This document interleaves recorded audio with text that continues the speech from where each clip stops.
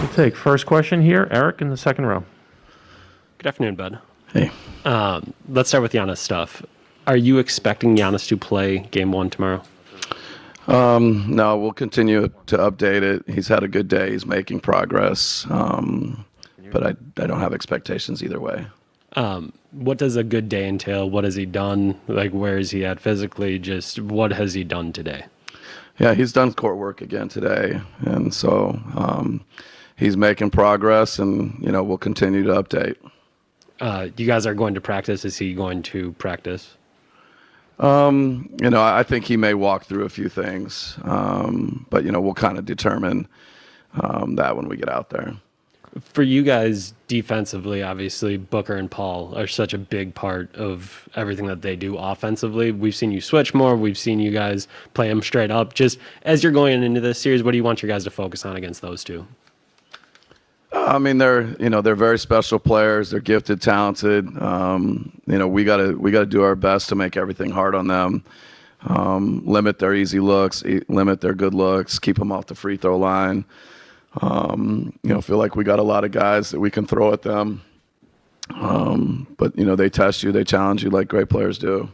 You don't have anyone on the roster with finals experience. You yourself, this is your first finals game as a head coach. What was it like walking in, seeing the finals kind of logo everywhere, and what are you kind of trying to keep the guys in the right mindset? Yeah, no, I think there's, as being around us a lot, just kind of dig into our routines, dig into our preparation, while at the same time keeping it clean and keeping it simple and getting ready to go play a basketball game.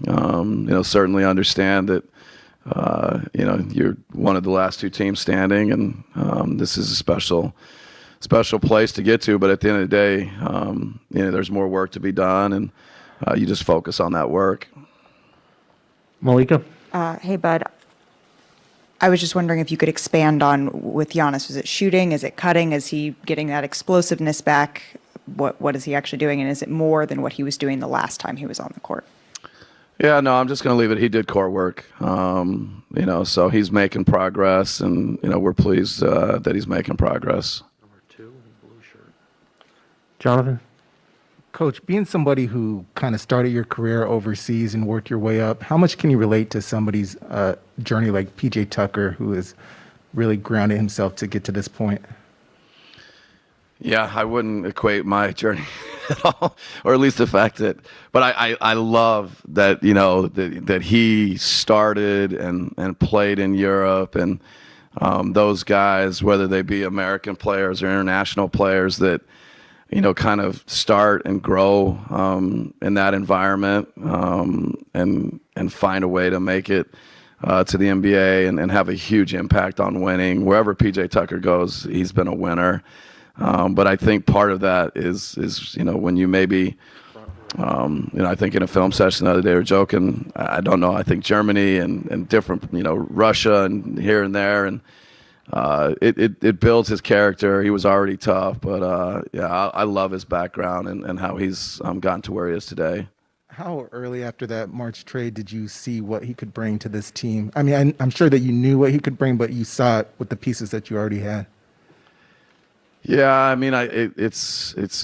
don't remember, but I just one of the early games, because until you're around somebody, you don't really know. But the versatility of him as a defender, his ability to guard lots of different types of players, just was really impressive in one of the first or second games he was with us. And I would say just ability to guard wings and more perimeter-oriented guys. I think there was a real vision of his physicality on the block, his physicality in the paint, his ability to do that. But then, to guard, different types of players really stood out very, very early. Dwayne in the front. Yeah, Coach, you guys have dropped the last game ones in the last two series. What is key to getting that first one in terms of, focus, locking in, and things of that sort? Yeah, sometimes, I think everybody's, locked in going into a game one. And I think sometimes the team that's maybe more free and more competitive and more just playing basketball, it's players, coaches, we're all similar. You know, you have time and you talk about things and you work on things. And the great debate is, does that free you up to go compete, or does that, you know, put you in a place where you're overthinking? And every coach that's ever been through this, and I guess to some degree players, you know, that's the great, you know, you got to walk that line. And I think, you know, we want our guys to be free and to play and compete tomorrow. Didn't know if you had even reached out to Pop at all during this and getting to the finals. If so, what kind of things have you asked him, and what kind of maybe advice, not giving everything away, advice he's maybe giving you for getting to this point? Yeah, I've joked. He's kicked me out at, you know, 8 years. It's he's like, I think you have to figure it out on your own. So, you know, I feel fortunate to have been, you know, through the finals before as an assistant coach and watch great players and great coaches, you know, manage and work through it. But, you know, I think just, you know, focused on our group and excited about what we're doing, and we're trying to find our way. Just, you know, myself, the team, the group. That's the challenge. Do Eric in the back? Hey, Mike. Jim, sorry. It's okay. It's a haircut. A couple weeks ago, you had talked a little bit about Darvin and Charles specifically, kind of being ready to maybe advance. But as to your staff as a whole in this process, I don't know if you can run through everybody, but I mean, what have they meant to you? What have they done to help set you up on game days and maybe the players to get to this point? Yeah, I mean, I've said it many, many times that they are the key to, you know, I think the coaching that our players get, that the coaching that, you know, happens.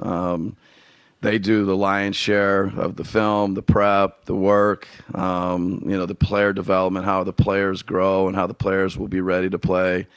The assistant coaches are phenomenal, you know, what they do in games. It's just, you know, they're special. And I'm a big believer in your coaching staff and how important they are.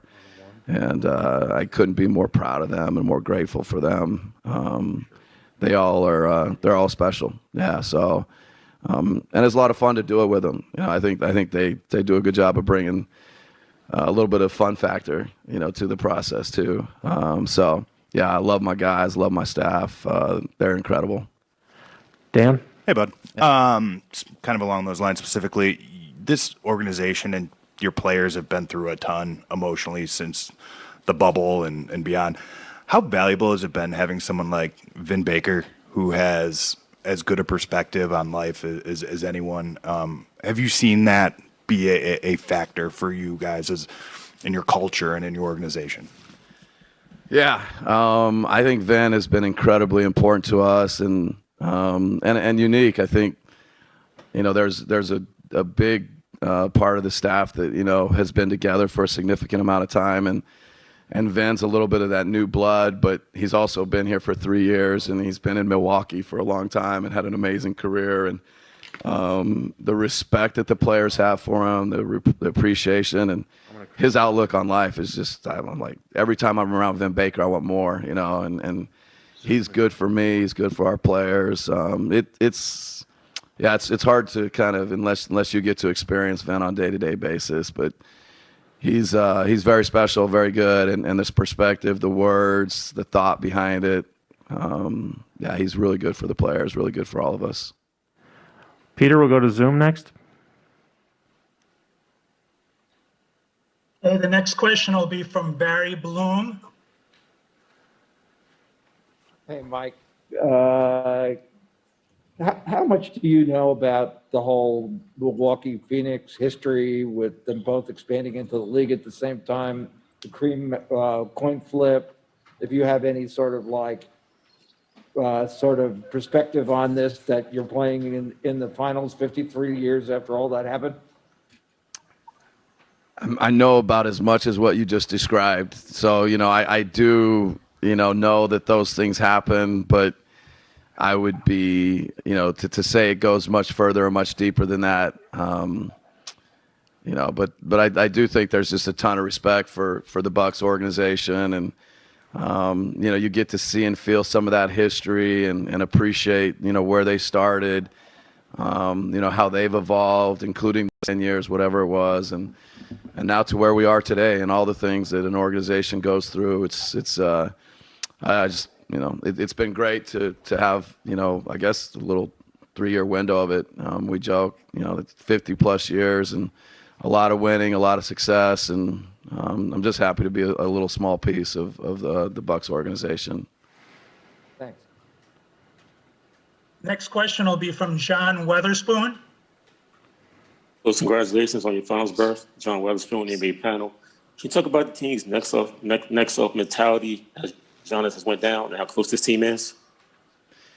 Yeah, no, I mean, I think it's one of those, sports cliches that, there's a reason for those cliches, because you see it happen time and time again in different sports and playoffs, and what the group was able to do, without Giannis in Game 5 and Game 6. And, Bobby Portis obviously shouldered a lot of that, but, I think what, Pat Connaughton is able to do, Jeff Teague, Brent Forbes, Brooke taking on a more significant role, how Drew and Chris led, and, PJ Tucker, everything he does, it's about winning. So, I think the whole group, I guess next man up is the phrase, but it's really each man taking a little share of that load. And the guys did that well. And we may have to do that going into Game 1 and until Giannis, hopefully is able to return.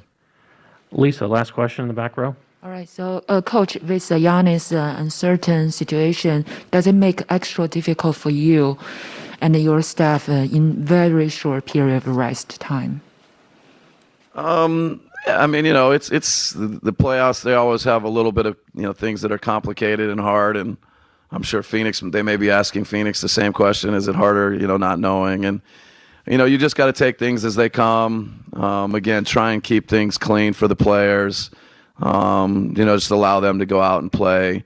And I think the fact that we had a Game 5 and a Game 6 and understand, what we need to do, regardless of who we're playing, is helpful, dealing with, the circumstances that we have. All right, thanks. Thank you, Coach.